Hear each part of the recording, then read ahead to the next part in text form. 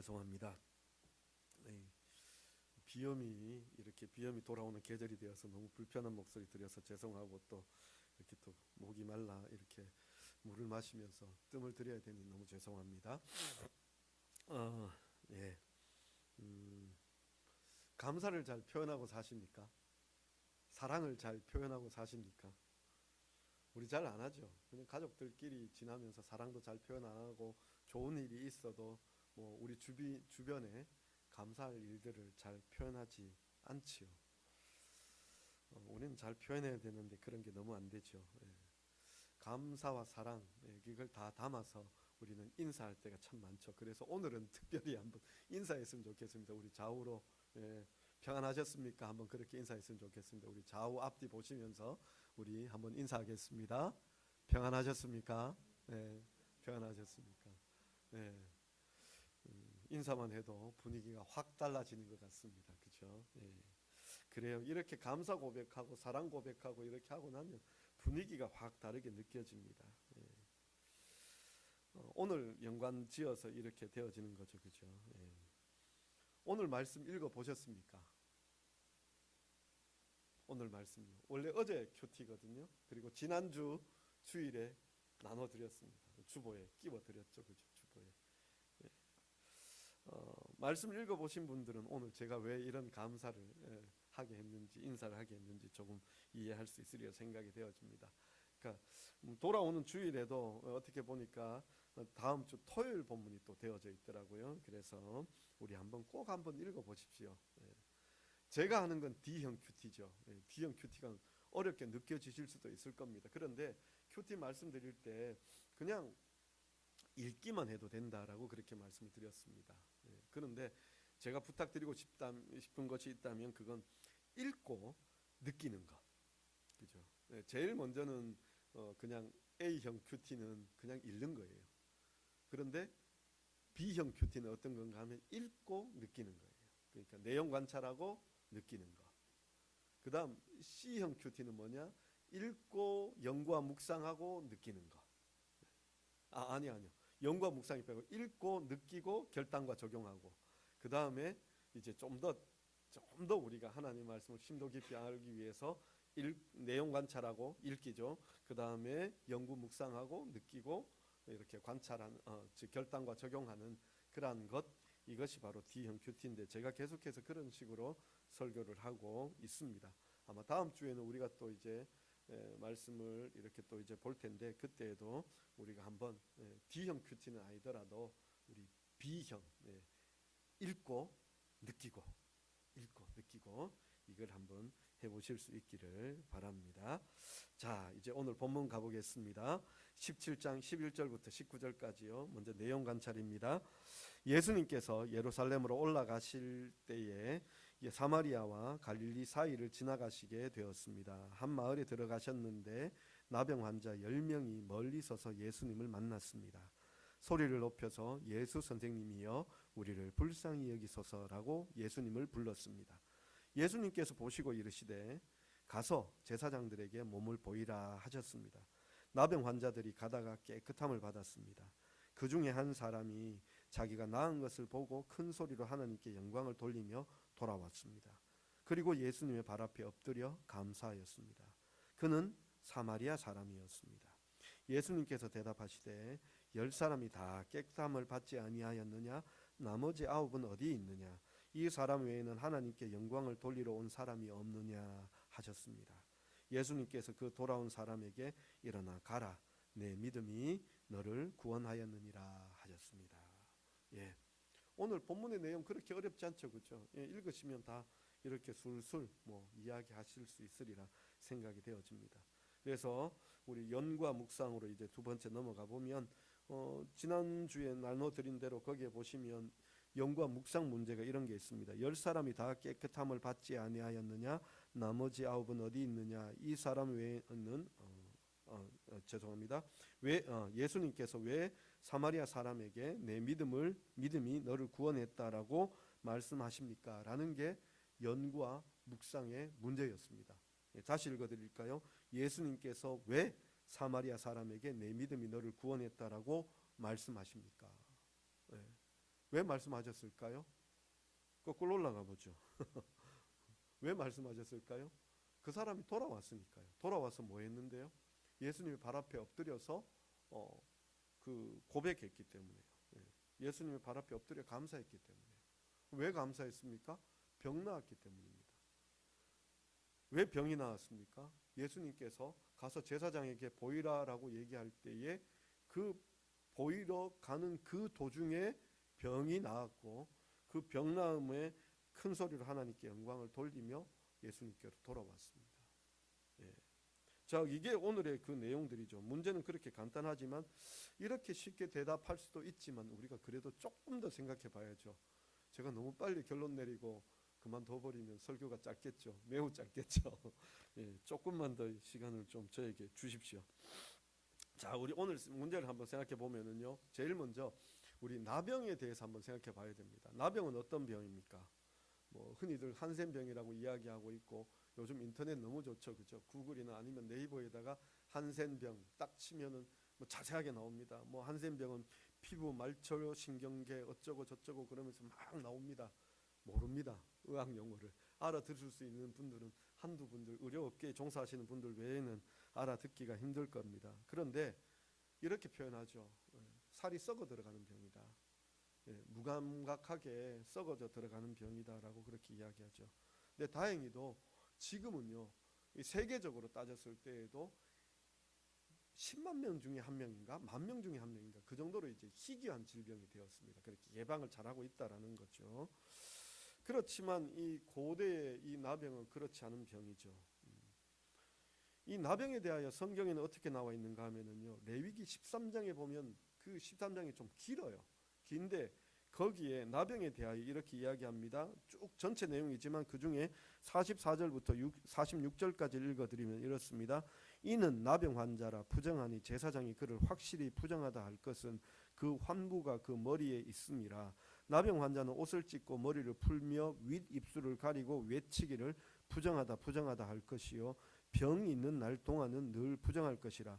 그가 부정한즉 혼자 살되 진영 밖에서 살지니라. 예, 지금 요 내용을 제가 간략하게 다 줄이면 이 레위기 13장을 보면 병이 이렇게 나타난다. 이러이러할 때 나병이다라고 그렇게 병을 진단을 해요. 그리고는 그 다음에 뭘 얘기하는가 하면 제사장이 진단을 내리고는 그 사람에게 이제 나병 환자가 되었으니까 그 진영에서, 그러니까 이스라엘 백성들이 지금 이 레위기를 보면 레위기 때는 광야를 헤매는 진영을 가지고 있었죠. 그러면 그 진영 밖에 나가서 혼자 머무르라는 거예요. 그래서 그 전통들이 이 가나안 땅에 이제 정착하는 그런 삶이 되어지면 이제 나병 환자들을 따로 모으게 되어지죠. 우리나라도 그렇게 했었습니다. 우리나라 역사를 이렇게 또 곁들여서 이렇게 보니까 지금 뭐 각 도시나 어떤 모임들 중에서 나병 환자촌이 따로 있었죠, 그죠? 따로 있었습니다. 그러니까 제일 유명한 데가 소록도가 제일 유명했고 그건 국립이니까요. 그 외에도 지방 곳곳에 있었습니다. 또 우리 지역에서도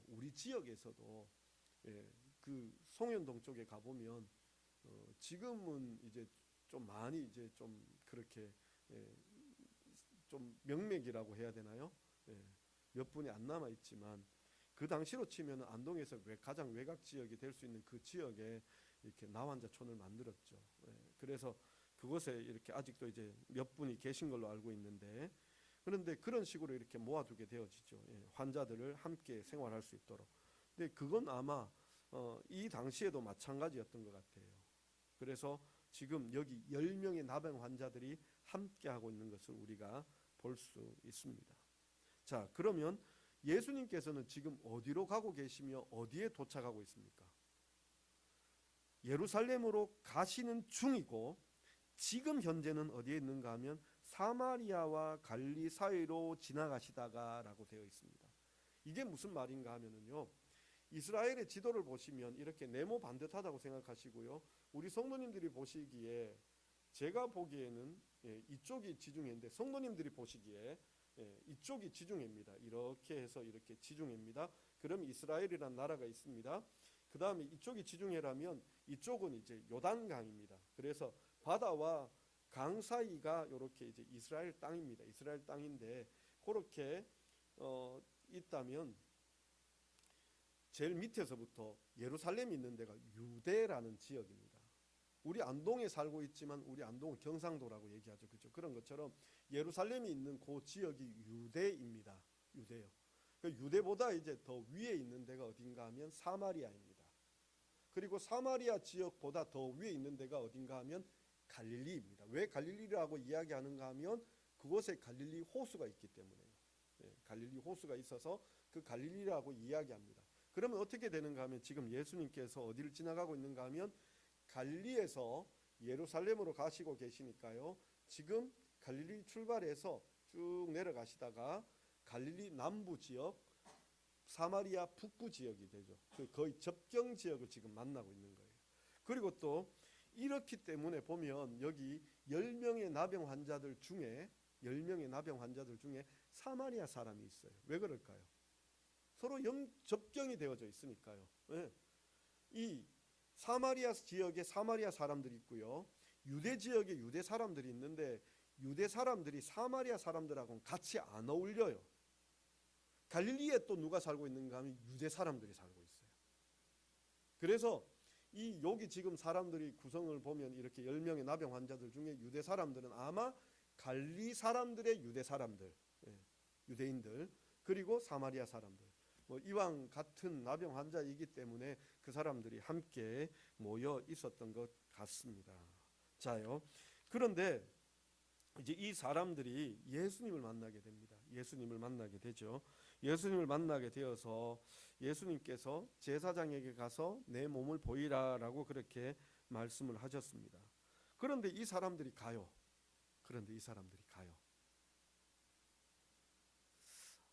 이와 비슷한 얘기가 또 있어요.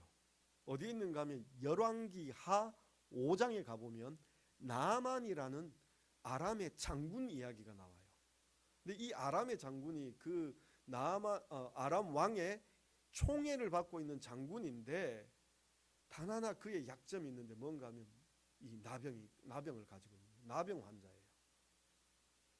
참 어렵죠, 그죠? 승승장구하고 막 이렇게 나아가야 되는데 그런데 나병 때문에 더 나아가지 못하고 있는데 마침 이 나아만에게 이 유대에서 잡혀온 한 소녀 하나가 있었는데 그 소녀가 뭐라고 이야기했는가 하면 우리 동네에 가보면 엘리사라는 선지자가 있는데 그 엘리사에게 가면 나병 낫는다.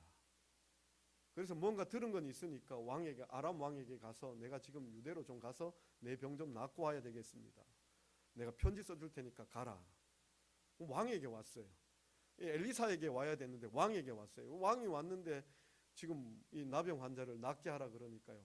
왕이 깜짝 놀라는 거죠.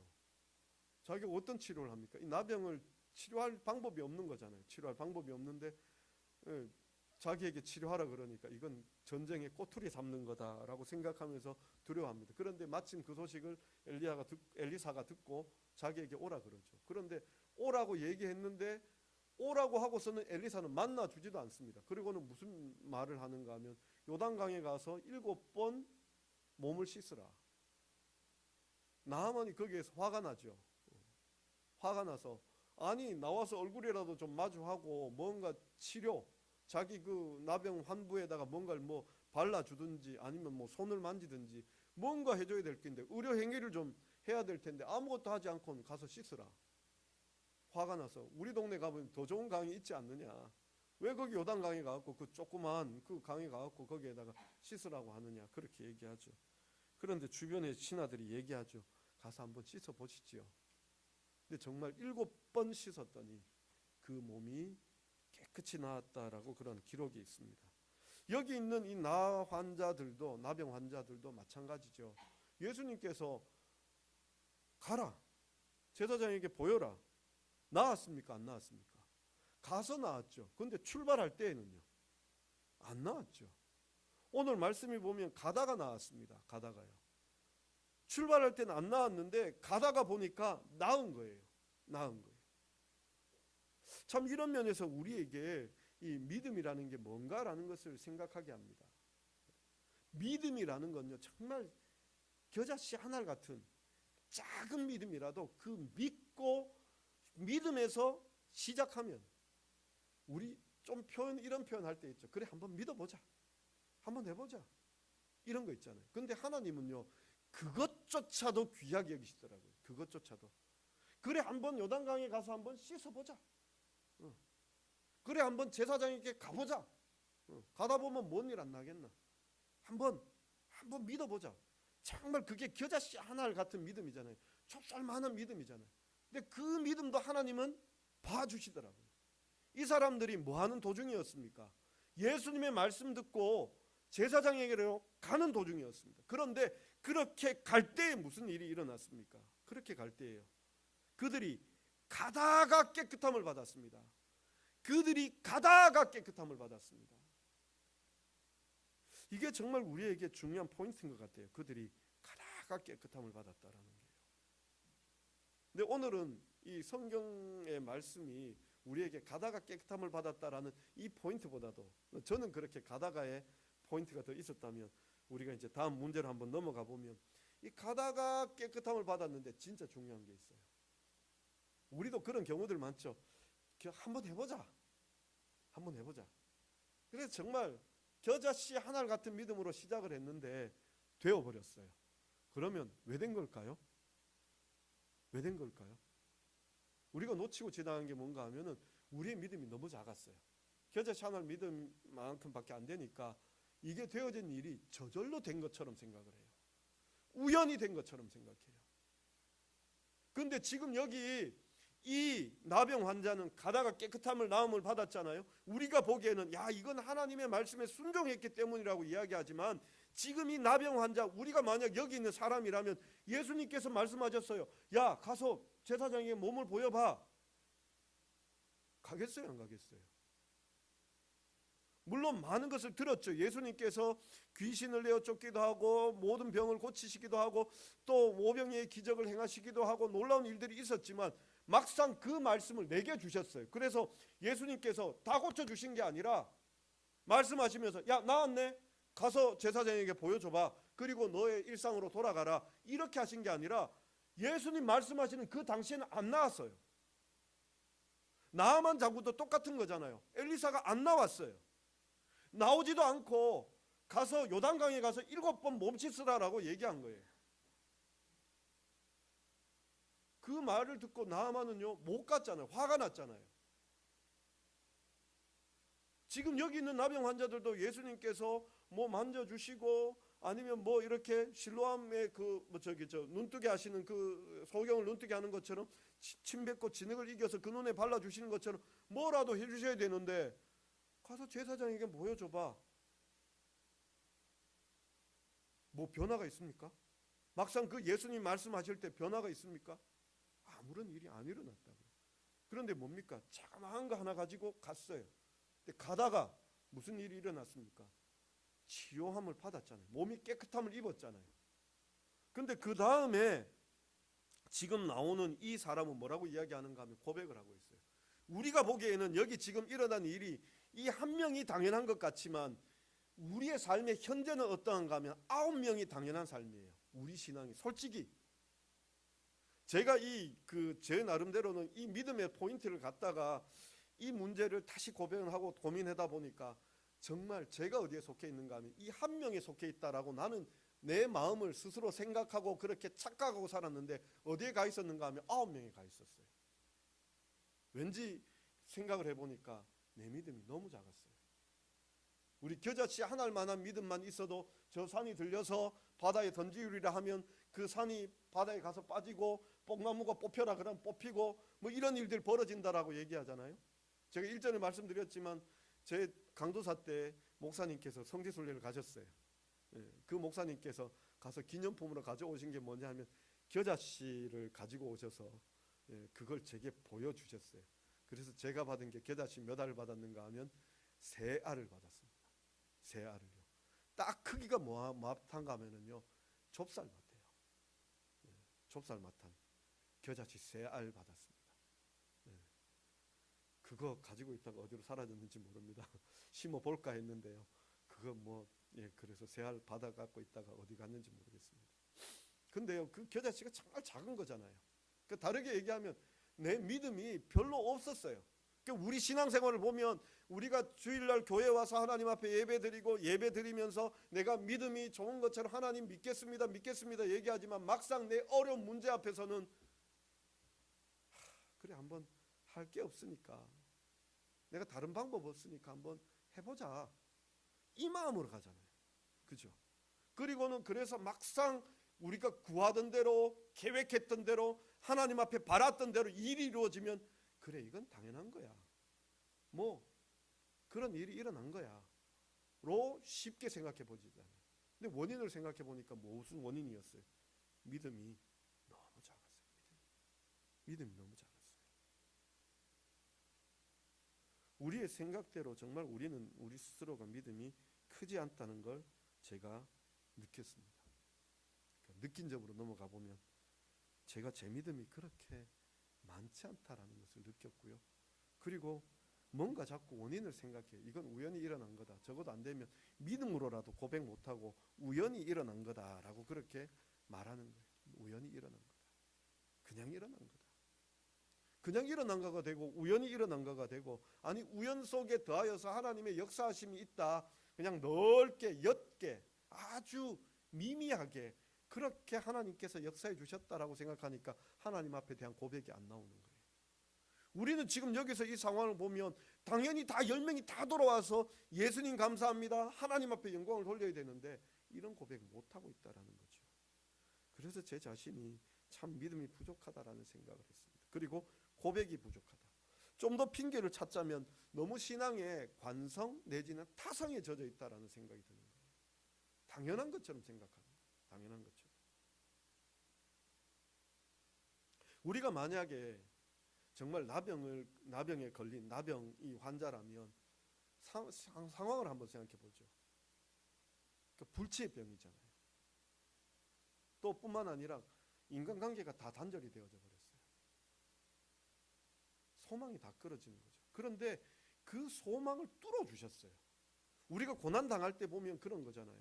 정말 내 소망이 다 끊어지고 아무것도 없는 그런 상황이죠. 그런데 하나님께서 내 기도대로 그걸 응답해 주셨어요. 그러면요 우린 뛸 듯이 기뻐해야 돼요. 근데 그걸 못하고 있어요.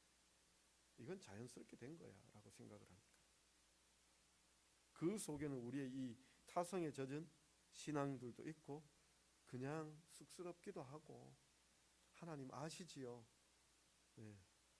그러면서 좀 부드럽게 좀 넘어가려고 하는 그런 일들이 참 많죠. 그런데 막상 우리가 큰 일 경험하게 되어지고 우리의 믿음이 요구되어질 때는요 그 고백들이 다시금 나오게 돼요. 고백들이. 그래서 정말 우리가 주님께 나와서 이 되어지는 이 일들을 보며 작은 일이라 할지라도 고백할 수 있는 우리들이 되었으면 좋겠다라는 생각을 하게 되었습니다. 그래서 느낀 점, 결단과 적용으로 이제 넘어가 보면 하나님께서도 기억하시는 게 작은 일에 충성하는 자를 하나님께서 기억해 주신다라는 그 말씀이 생각이 났습니다. 그럼 다르게 이야기하자면 작은 일에도 감사할 줄 알고 무슨 일이든지 하나님 앞에 고백하고 하나님께 영광을 돌릴 수 있다면 그 사람이야말로 정말 작은 것에 충성하는 사람이다라는 생각을 할 수 있었고 그것을 그냥 흘려버리는 우리들의 습성이기에 저도 또다시 감사의 노트 또 기도 응답 노트를 기도 노트를 다시 적어보겠다라는 결단을 하게 되었고요. 또 두 번째로는 이거를 자꾸 읽다가 보니까 제가 일부러 좀 곁다리를 좀 잘라내었는데요. 제 개인적으로 이걸 계속 일주일 내내 말씀을 묵상했거든요. 그러다가 뭐가 또 하나 들어왔는가 하면 이건 D형 큐티가 아니라 그냥 느낀 점처럼 이렇게 들어온 건데요. 예수님께서 예루살렘으로 올라가는 노중이셨어요. 근데 이게 들어온 거예요. 이게 제 마음에. 근데 왜 들어왔느냐? 예수님이 이렇게 올라가시면 안 내려오셔요. 왜 안 내려오실까요? 십자가에 달려서 죽으시니까요. 물론 제자들은 몰라요. 그런데 예수님께서는 알고 계시고 그렇게 십자가지로 올라가시는 그 노중이셨어요. 다시 말하자면 지금 여기 있는 사람들은 마지막 찬스 잡은 거예요. 마지막 찬스. 어찌 보면 하나님께서 우리 곁을 지나가실 때가 있겠다라는 생각이 드시는 거예요. 어찌 보면 우리 안동 제자교회를 지나갈 때가 있겠다. 그런데 그때 우리가 정신 차리고 하나님 앞에 나와서 하나님이시여 우리를 불쌍히 여겨 주시옵소서. 이 나환 자들이 와서 예수님 우리를 불쌍히 여겨 주시옵소서. 제가요 지난 이렇게 이제 올해를 들어서면서 이제 큐티 방법으로 이렇게 말씀을 바꾸었잖아요. 그리고 말씀의 식탁이라고 해서 우리 넷째 주에 모여서 말씀 가지고 한번 나눠보자라고 말씀을 드렸잖아요. 근데 우리 성도님들이 그때와 분위기가 또 조금은 식어진 것 같아요. 물론 식어지는 게 지극히 정상적입니다. 그죠?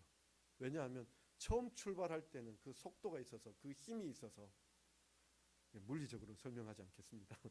힘이 있어서 그게 느껴지죠.